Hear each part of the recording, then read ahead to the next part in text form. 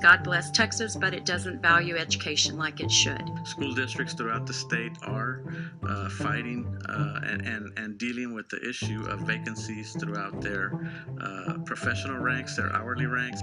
We are bleeding teachers. As a parent, it's terrible to see all the teachers leaving. In Texas, lawmakers, state leaders, and school districts are all trying to figure out how to keep their teachers this school year. This, as a record number of teachers left the profession last school year, and as investigator Kelly Wiley found, some actually left in the middle of the school year. That's right. All summer long, school districts have been voting to raise salaries, provide bonuses to keep that from happening. But the question is, will it be enough? My name is Matthew McLendon, and the last place that I taught at was Northeast Early College High School. I'm Corey McAleese. I was a 10th grade high school teacher at Austin High School. I come from a low-income area, teenage parents, poverty, the typical thing that kids struggle with. And the people who made the biggest impact on me growing up were my teachers. I was driving home one night and I saw a billboard that said, "Want to teach?" I think I was the only kid in elementary and middle school who was like, I'm going to be a teacher. After years of working in Texas schools, these teachers quit. Neither has plans to return to education. And this year was the hardest. And we get talked about, to be a better teacher, you need to do this, you need to do this. But every year they cut our budget, they cut our staff, they cut our supports. It just got to a point where the opportunities and kind of the pros that I saw were being really suffocated by the things that were starting to really creep up and add in, from pay to whatever. So I just looked up one night at my husband and I was like, dang, I think I gotta resign.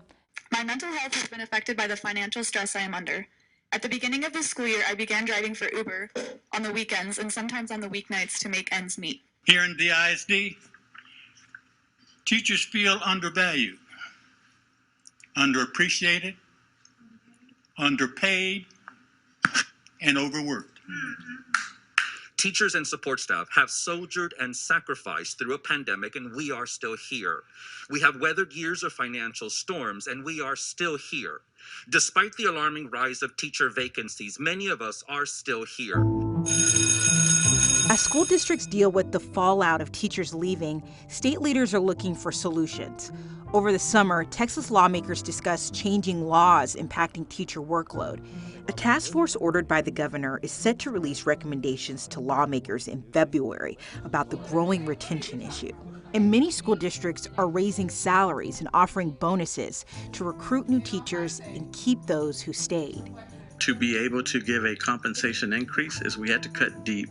And so that is exactly what we did. Without a compensation increase, we would begin losing our employees to other school districts. Across the state, pay increases for this school year vary.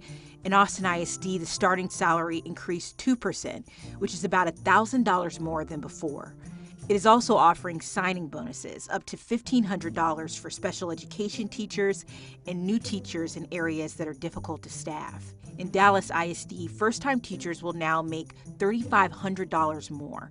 But some school districts like Harper and Johnson City ISD did not increase starting salaries at all. Do you think teachers will be leaving for those same reasons because of pay next year? I think it's going to vary by district, and districts are really competing against each other in terms of increasing compensation and salaries. I do think that this is also an issue that the legislature is going to take a look at, but of course they don't convene until January of 2023, so we'll have to wait to see.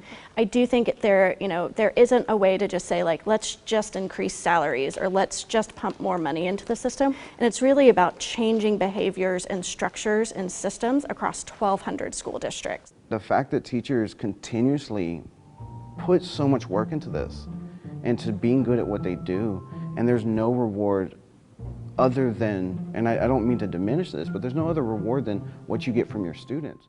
The Teacher Vacancy Task Force will meet again later this month, and it includes 24 teachers from across the state. And they're not just discussing salaries, but also the certification and hiring processes for educators. We'll keep you updated. Until then, you can watch our full series and explore the data surrounding teacher pay and the reasons educators say they're leaving. Just go to this story in the investigative section of KXAN.com right now.